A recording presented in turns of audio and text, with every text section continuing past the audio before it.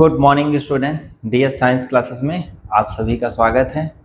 आज बेटा हम अध्ययन करेंगे ईंधन सेल, जो कि कक्षा 12 का बहुत ही महत्वपूर्ण प्रश्न है परीक्षा की दृष्टि से। तो चलिए सीखते हैं बेटा ईंधन सेल क्या है।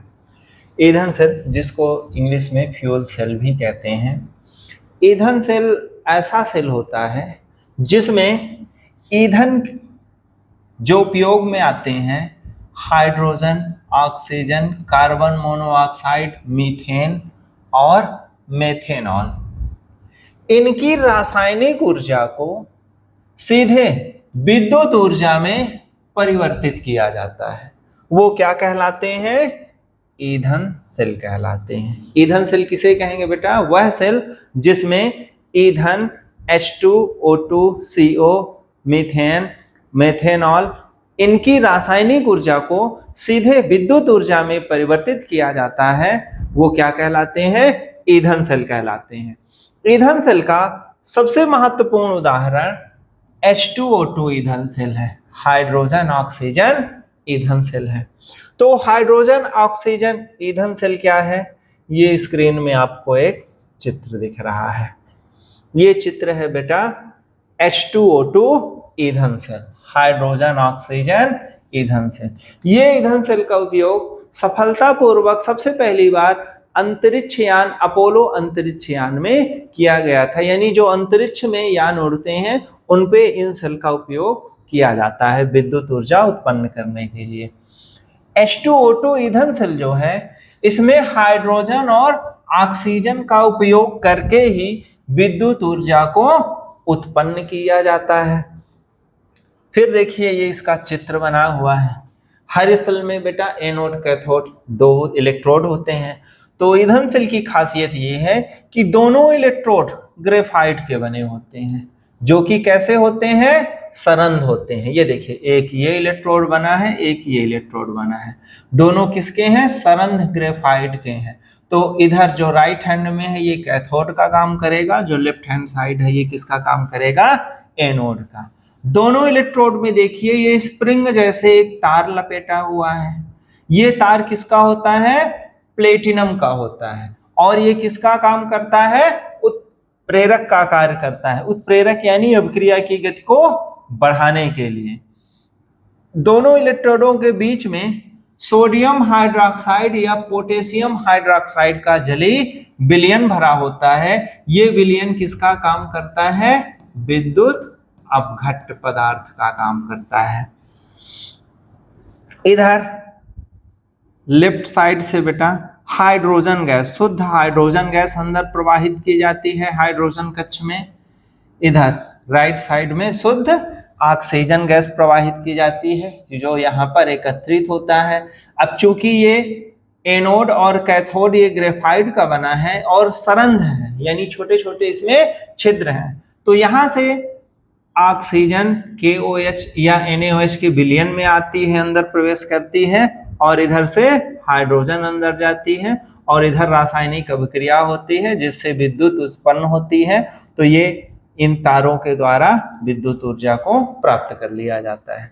तो इसका वर्णन देखिए कैसे लिखेंगे। इसके अगर हम वर्णन में जाएं तो इसका वर्णन कैसे लिखेंगे?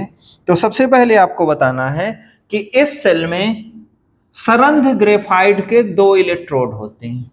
इस सेल में, ईंधन सेल में सरंध्र ग्रेफाइट के कितने? दो इलेक्ट्रोड होते हैं, जिस पर प्लेटिनम का तार लपेटा रहता है, जो किसका काम करता है? उत्प्रेरक का कार्य करता है। दोनों इलेक्ट्रोडों के मध्य में NaOH या KOH का जलीय विलयन भरा होता है, जो विद्युत अपघट्ट का कार्य करता है। और इन सरंध्र इलेक्ट्रोडों के द्वारा, ये और ये जो सरंध्र इलेक्ट्रोड हैं, इनके द्वारा H2 और O2 गैस को NaOH या KOH के जलीय विलयन में प्रवाहित किया जाता है, जिसमें H2 जो हाइड्रोजन गैस है एनोड कक्ष में भेजी जाती है, जहां पर इसका क्या होता है? ऑक्सीकरण। जो एनोड है, एनोड पे सदैव कौन सी क्रिया होती है? ऑक्सीकरण। तो जिसमें H2 गैस जो है एनोड कक्ष में भेजी जाती है, जहां पर उसका ऑक्सीकरण होता है। इसका क्या होगा? ऑक्सीकरण। और O2 गैस कैथोड कक्ष पर भेजी जाती है जहां पर इसका अपचयन होता है। अब क्या करेंगे, वर्णन के हो गया ये कंप्लीट। इसके बाद देखेंगे इस पर होने वाली अभिक्रियाएं। अभिक्रियाएं कैसे होगी, तो एनोड और कैथोड दो कक्ष हैं, तो देखिए एनोड पर क्या होगा। सबसे पहले हम देखेंगे एनोड पर क्या हुआ।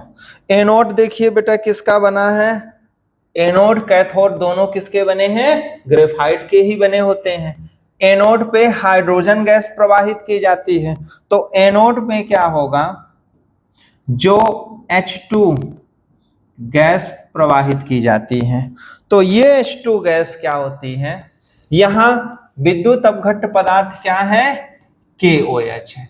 जब KOH अपघटित होता है तो K पॉजिटिव और OH निगेटिव बनता है।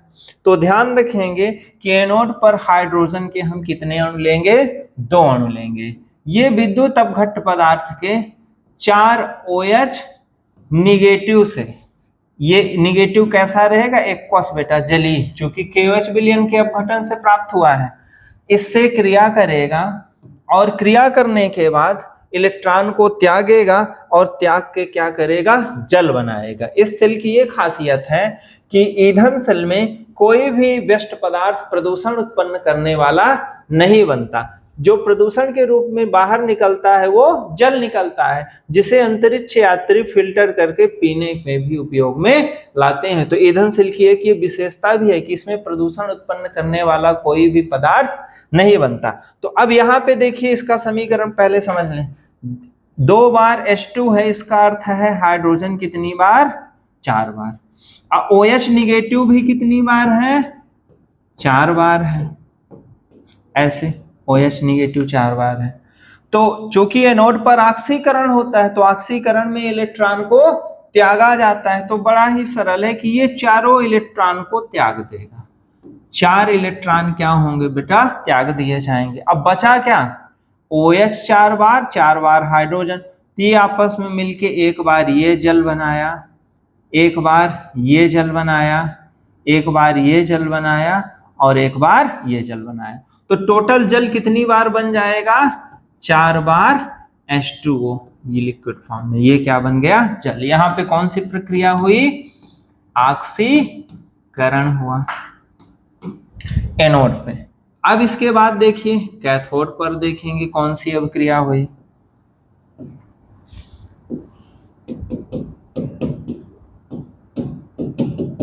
कैथोड पर तो ये पता है हमें कि एनोड पर जो इलेक्ट्रॉन त्यागा जाता है कैथोड के द्वारा, वो उसको क्या किया जाता है, ग्रहण कर लिया जाता है। तो कैथोड पे कौन सी गैस भेजी जाती है, ऑक्सीजन। कैथोड कक्ष में कौन सी गैस भेजी जाती है, O2 गैस, ऑक्सीजन भेजी जाती है। प्लस ये क्या करेगा, एनोड द्वारा त्यागे गए 4 इलेक्ट्रॉन,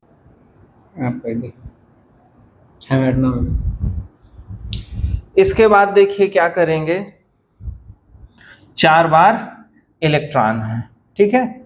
अब यहां पे क्या होगा, ग्रहण किया, ये ऑक्सीकरण द्वारा त्यागा गया इलेक्ट्रॉन को ये क्या करेगा, कैथोड ग्रहण करेगा। फिर देखिए यहां पे क्या है, जलीय KOH है, जलीय KOH या NaOH है, तो इसका क्या करेगा बेटा, जल यहां पे आएगा और इस जल से क्या होगा, क्रिया करेगा। ये लिक्विड फॉर्म है, जल के 2 अणु ले लेगा। अब इन सब में आपस में क्रिया होगी तो देखिए क्या बनेगा, O2 का मतलब है ऑक्सीजन 2 बार, H2O 2 बार, तो HHO और 4 बार क्या है, इलेक्ट्रॉन है।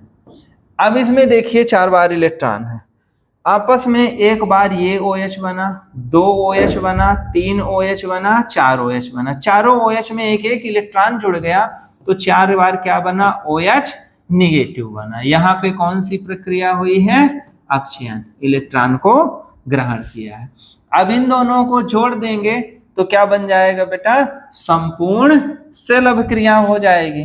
तो देखिए यहाँ पे संपूर्ण सेल अभिक्रिया क्या है, अब यहां देखेंगे प्रारंभिक और अंतिम उत्पाद जो दोनों में रहेगा कट जाएगा, और माध्यमिक में तो ये 4 बार OH नेगेटिव ये इससे कैंसिल हो जाएगा। यहां पे देखिए 4 इलेक्ट्रॉन से कैंसिल हो जाएंगे। फिर देखिए यहां पे 2 बार जल के अणु है और इधर कितनी बार है, 4 बार है, तो 2 बार जल से कैंसिल होगा, तो इधर कितनी बार, 2 बार जल बचेगा, तो इधर क्या आएगा, 2 बार H2 gas plus O2 gas. ये वाला तो कट कैंसिल हो गया, 2 बार जल इस 4 जल के अणु से, ये जैसे 4 बार है तो यहां इसको हम 2 बार H2O 2 बार H2O लिख सकते हैं, तो एक ये कैंसिल, तो 2 बार यहाँ पे क्या होगा, 2 बार H2O बचेगा। तो ये क्या हो गई, संपूर्ण सेल अभिक्रिया हो गई। फिर इसके बाद ध्यान देंगे कि जो इस सेल है इसका विद्युत वाहक बल कितना होता है। तो इस सेल का विद्युत वाहक बल, इस सेल यानी ईंधन सेल, इस सेल का EMF यानी विद्युत वाहक बल 1.229 वोल्ट होता है। और इस ईंधन सेल की दक्षता 70% होती है, यानी कि सामान्य सेल में 40% विद्युत धारा उत्पन्न होती है और ईंधन सेल में अधिक मात्रा में विद्युत धारा उत्पन्न होती है, तो इसकी दक्षता कितनी हो जाती है, 70%। तो लिखिए कि ईंधन सेल 70% दक्षता के साथ विद्युत उत्पादित करते हैं। ये भी विकल्प खालिस्तान में बहुत आता है कि ईंधन सेल की दक्षता कितनी होती है, 70% होती है। तो यहां से बेटा ईंधन सेल कंप्लीट हुआ। आप इसको अच्छे से देखिए, समझिए, और ऐसे ही लगातार वीडियो देखने के लिए हमारे चैनल को लाइक करें, सब्सक्राइब करें, दोस्तों को शेयर करें। धन्यवाद।